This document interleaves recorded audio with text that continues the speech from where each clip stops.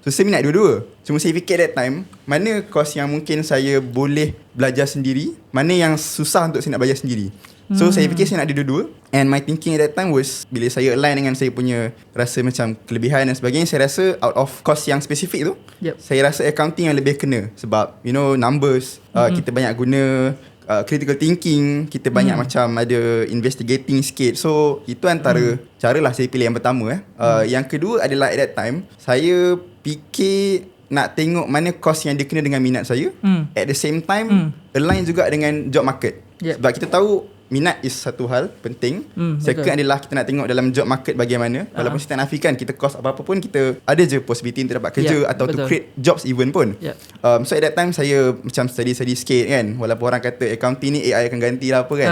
But then bila tengok dia punya prediction tu, still nampak account masih okay. And sebab of course lah, satu tadi kena minat. Yang kedua adalah accounting ni dari segi job market dia, antara reason kenapa dia okay, I give an example lah. In Malaysia kita ada lebih kurang 1.2 juta business, termasuk yang company listed ke, non listed ke, atau company kecil macam Makcik Kiah yang jual guna pisang ke kan. So imagine like lebih sejuta business.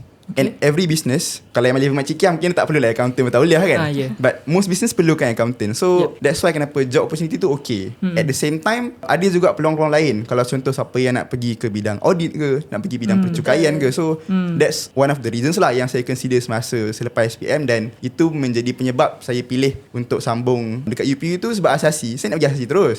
Macam malas nak pergi matrix dulu ke apa kan. Okay je, tapi saya rasa macam result dah okay. So nak terus yang laju. So at that time asalnya nak pilih UM, tapi UM tak ada asasi lagi masa tu. Dia ada lepas batch saya.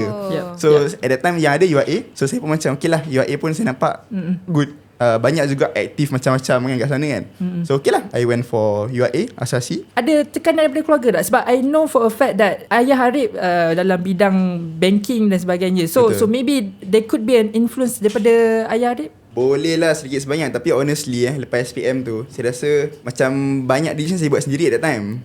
Diorang just macam, oh nak pilih apa, cakap nak pilih ni, oh nak pergi mana, yelah semua isi sendiri semua kan. So kata okay, pergi lah. So I think at that time macam tak ada sangat. This more of saya punya interest lah at that time.